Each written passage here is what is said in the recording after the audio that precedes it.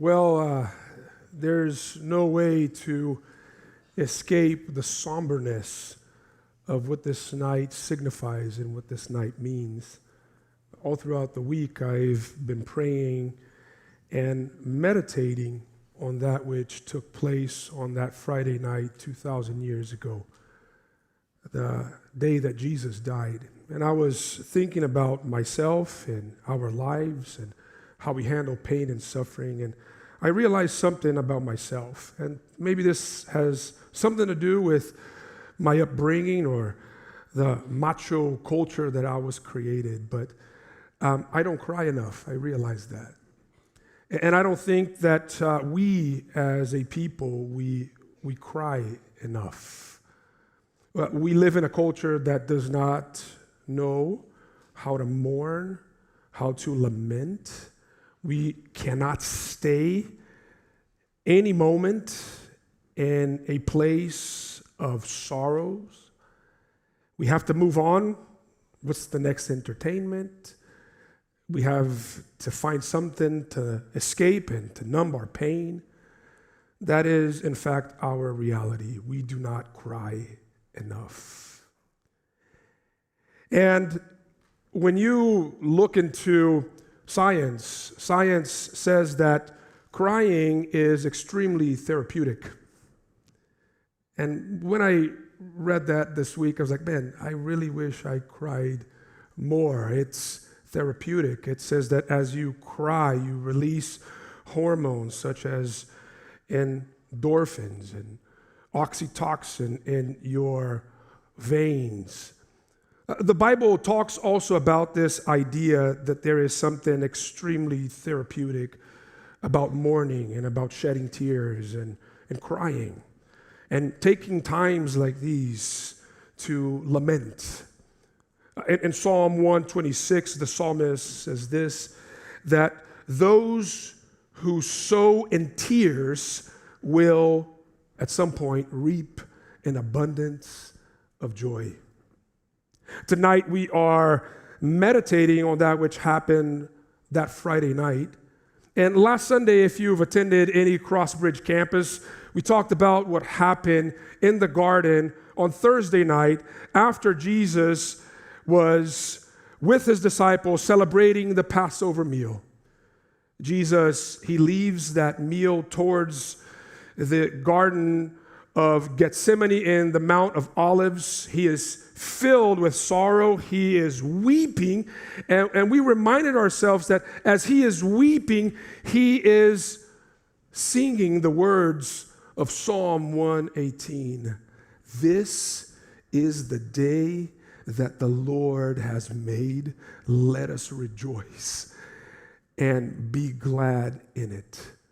What is Jesus doing as he is singing these words while he is weeping? Jesus is sowing seeds of sorrow so that we could reap an abundance of joy. And had Jesus not cried and shed tears and wept that Thursday and that Friday, we could not call this day good. But because Jesus sowed in tears, we can reap an abundance of joy. And in his sorrow, in his pain, we can look at all of it and say, it was good. This was a good day for me. A good day for you and I. A good day for creation. There's joy because Jesus wept. And so tonight we will focus on precisely the last 3 hours of Jesus on the cross. Jesus is hung up on that cross at midday, which is the 6th hour, as we read in the passage a little while ago. And from midday to 3 p.m., which is the 9th hour in a Jewish day, there is darkness over the land. Many Bible theologians and commentators call that the last 3 dark hours. And I don't know if you were paying attention to the reading of the passage as it was being read to us, and if you were following as you were looking at the screen. But in this passage, in Matthew 27, in those 3 last dark hours, there are 3 cries. It's dark, it's filled with tears all over the place, but there's 3 cries that are mentioned in this text, and I want us to go through them together because it's in his tears that we are able to reap joy. The first cry is right there in verse 46. If we go back to verse 46, it says this, then, and about the 9th hour, Jesus cried out with a loud voice. Let's stop right here. I believe that this English translation does not do justice to the text in Greek. Really, if you were to translate this expression here, this loud cry or this loud voice, this cry with the loud voice, literally what you would have is a loud, annoying shriek. Jesus here is in deep, deep pain. He is surrounded by pain, multifaceted pain. I mean, obviously there is what we all know, which is the physical aspect of the pain. His hands are pierced, his feet are pierced. He had been pierced with a spear on his side. He is running out of blood. He is running out of air. He is dying.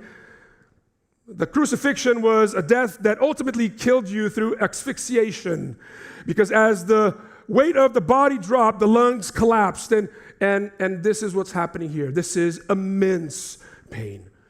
But then there's all the psychological pain going on here as all of that is happening physically, as Jesus is literally having his body ripped apart. People are mocking him as that is happening and going on. Moreover, he is able to look at his disciples, the people that he had invested 3 full years of his life, who he had loved unconditionally, who just hours before had abandoned him. They were not dying with Jesus on their own crosses. Jesus was dying alone. But it's not the physical pain, it is not the psychological pain that gets Jesus to this point to shriek in utter despair.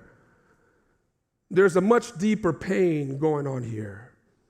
There is the spiritual pain that Jesus is experiencing. As you notice in verse 45, which was the very first verse that was read to us, and I'll read it again because I think it's important that we know. Now, from the 6th hour, there was darkness over all of the land until the 9th hour. The darkness that had settled over the land for 3 hours in the middle of the day is utterly emblematic of what's happening inside of Jesus' spirit.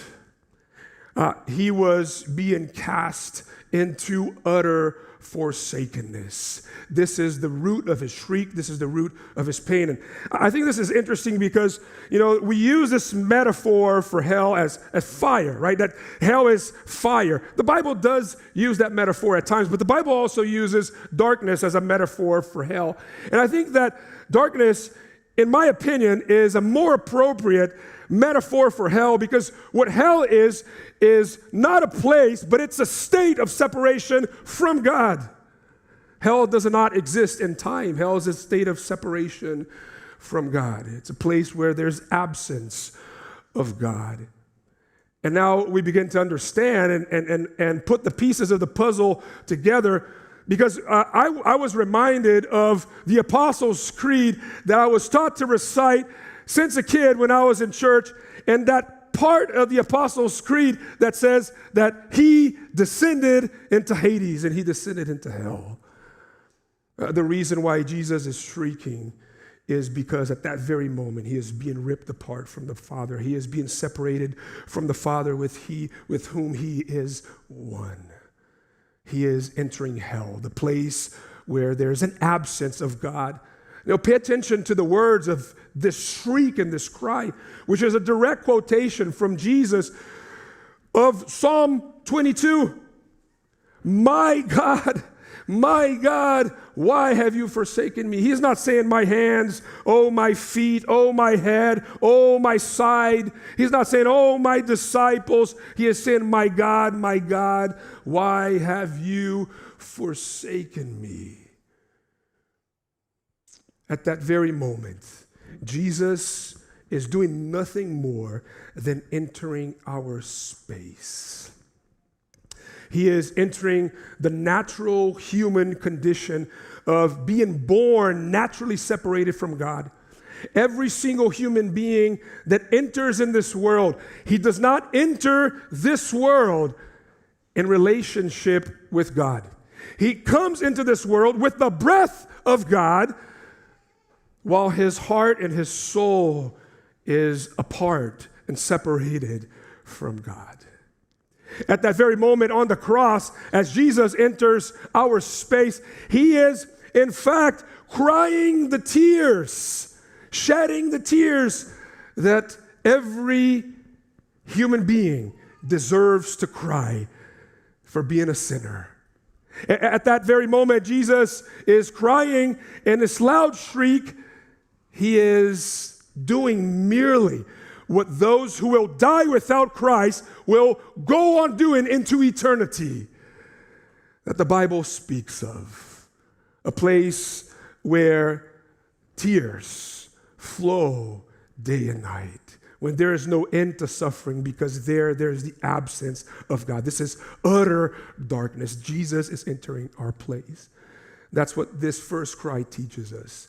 That on the cross, Jesus takes upon himself our condition. But then we learn about the second cry in the passage. And the second cry is found in verse 50. We read in verse 50, and Jesus cried out again. This is the second one, again. And Jesus cried out again with a loud voice and yielded up his spirit.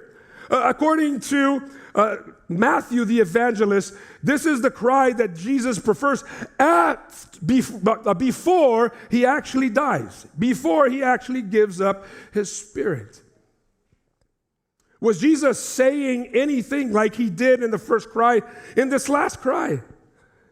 Well, Matthew obviously does not let us into what Jesus said as he cried his last breath out. But if you take the parallel text in John chapter 19, verse 30, John lets us into the words that Jesus cried as he gave up his spirit. The cry went like this: Shalem.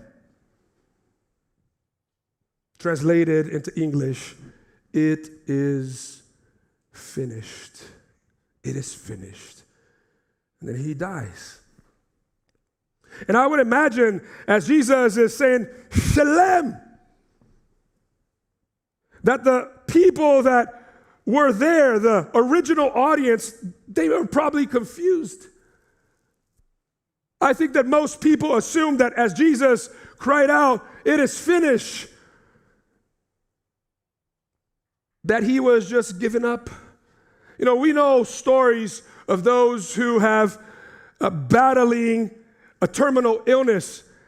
And we know the moment when hospice comes in. And maybe you have seen that before, where there's a moment that that person that's been suffering for a long time just gives up and says, it's enough. They surrender. And then there is this bleak look and glare in their eyes. That's not what's happening here. If anyone thought that that's what Jesus was saying, I give up, I've had enough suffering, it's been enough for today, I surrender, this is it, or our cause is over. Some of them thought that our movement is over, it is finished, it's gone, this is it. We've done pretty well, but this is as far as I can take you. Maybe some disciples were listening and interpreting those words that way, that cry that way. and they couldn't be furthest from the truth. What Jesus was saying is not, I give up, I surrender, but he is saying to the multitude, he is saying to you and I, you surrender, you give up, you stop trying. That everything that was necessary to bring you back into the presence of God, the presence that you lost since the garden, I have done all the work. I have completed all of the requirements in order to bring you back into his presence, in order to transform your sorrows into joy. And we know that this is true because of what was read to us in verses 51 through 53. I think we need to go back. It's amazing what happens. After Jesus yields up his spirit, as the text says in verse 50 and 51, listen again to what the text says. And behold, there's a theological teaching piece here. And behold, the curtain of the temple was torn in two from top to bottom. There was a curtain that separated the most holy place in the temple there, that only the most high priest once a year would come in to offer sacrifices on behalf of the people to God, so that God would forgive the sins of the people after an animal sacrifice was offered. And at that very moment, the statement is, this is not a space that one person enters one time a year for a few hours. This is a space that anyone can enter anytime from any place. And it was torn from top to bottom to show us who tore that curtain. Come on. It was not from bottom to top, from top to bottom. And then continue here. This is amazing. Amazing. And the earth shook. So there was a little earthquake there.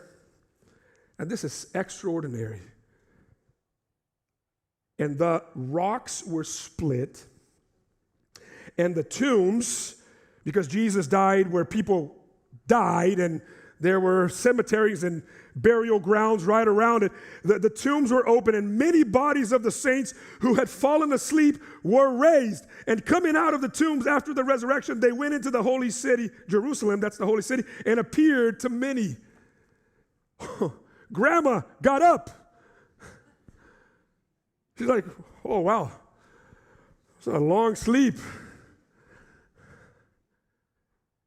And she went into the city and witnessed to many.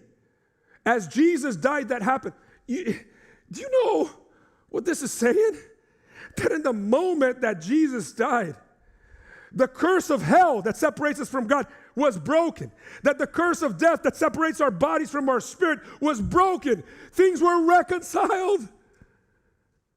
Humans were able to re-enter God's space, and spirits were given back to bodies because of what Jesus did on the cross. It is finished. You know what this means? That this second cry tells us that not only did Jesus take our place, as the first cry reminds us, but the second cry tells us that Jesus paid our debt in full. You owe nothing to God if you come to God through Jesus and what he has done. Nothing. Your debt was paid in full. All of your past sins, all of your present sins, all of your future sins. Now, the real tragedy of the Christian life is this, is that sometimes we, instead of living our lives by the cross, shalom, peace, it is settled. We take the cross, we dismantle it, and we build a ladder instead that we can climb from bottom to top. Jesus is saying, if that's what I have done for you, you take this ladder and dismantle and build it across once again. Because I want you to know that it is finished. You are forever set free from the need to always be right because you're covered with the righteousness of Christ. You are free from the approval of others because you have the love and the approval of the most important person of the universe. You are free from anxiety and from worry Because if I provided for you that way, why would I not care for every single need of ours or yours? You were free from judging others because I have forgiven you, and you're free to forgive. It is finished. It's over, guys. Jesus is saying to you, stop, stop, stop. But then there's the third cry. Now, if you were paying attention to the sermon up to this point, you say, well, Jesus, Pastor, has died. Here in verse 50, he's died. This was the second cry, and he died. Where's the third cry? It can't be from Jesus. Oh, remember the last verse that we read? That as Jesus was being executed on that Roman cross, that the soldiers who were assisting the execution, one of them in particular, and others joined him in his cry, cried out this indeed is the Son of God. He said, this indeed is the Son of God. Now, to me, this is amazing because this guy had never probably read scriptures. He'd probably never even been to a synagogue. He knew probably just a fraction of Jesus' story. He was a Roman centurion. He would go to war and back, would police the Roman colonies and towns. He was a polytheist. And he cries as he sees Jesus dying, as he hears Jesus both say, my God, why have you forsaken me? And then as he hears Jesus cry out, it is finished, he says, this indeed is the Son of God. And I find this fascinating because a Roman soldier would be the last person to be the first one to enter into that holy space. Did you know this? That the first person to enter that new reconciled space between God and humanity was a Roman centurion. I mean, this is crazy. This guy wasn't already lost all sensitivity to human suffering. He probably caused a lot of suffering to others. Some of his friends were mocking Jesus as he was being shred apart on the cross. This guy was a polytheist. By the Jews, he was considered the most unclean. They called them pigs. But yet he is the first one to enter into the holy space and experiences Jesus' salvation. Pre-resurrection. And you know what this tells us? That there's no one here that's too far from the reach of the mercy and the grace and the benefits of the cross of Jesus Christ. If you're here today and say, I don't know about this guy right here that I brought to church. There's got to be a lot of work before he comes to Jesus. He's not too far. The person that you invited to church that didn't come, you're like, that person is an utter pagan. There's no hope for that person. Not too far. The most vile person that you know is not too far from the grace of God. And maybe you were raised in a religious context that always told you that you were too far, you were too unclean to get near and to get close. You were always inadequate to pray, to raise your hands, to do anything to serve. And Jesus just deconstructs and destroys all of these wrong notions about the promise that the gospel extends to sinners. This man was the last man to say that someone else was the Son of God. If you have studied history, you know that Caesar, the emperor, was known as the Son of God. For a Roman centurion that worked for the emperor, to say that somebody else is the Son of God is equal to commit treason. And he could have lost his life. Maybe he did. But you guess what? He didn't care. Because in that crucified Savior, he found a king worth serving and worth surrendering more than the emperor that he had given his life to up to that point. He found a better king. And maybe you're here tonight and you may not have an emperor, a little emperor as a ruler, but you may have something else as a ruler. And it's a lousy ruler that you bow down and worship to. And I hope that as you see the love of Jesus being manifest to you as the one who takes your place and fully pays your debt so that you can re-enter that space with God, the glorious and place filled with light, no longer in darkness, that you will realize that he is a Savior worth bowing down to and confessing to in comparison to all the other masters and lords that you have served up to this point. Listen, the first two cries, the only person that can cry that for us is Jesus. You can't cry any of those first two cries. But you can cry with the Roman centurion tonight. And if you want to experience the full benefit of the first two cries, you have to cry with the Roman centurion tonight. This indeed is the Son of God.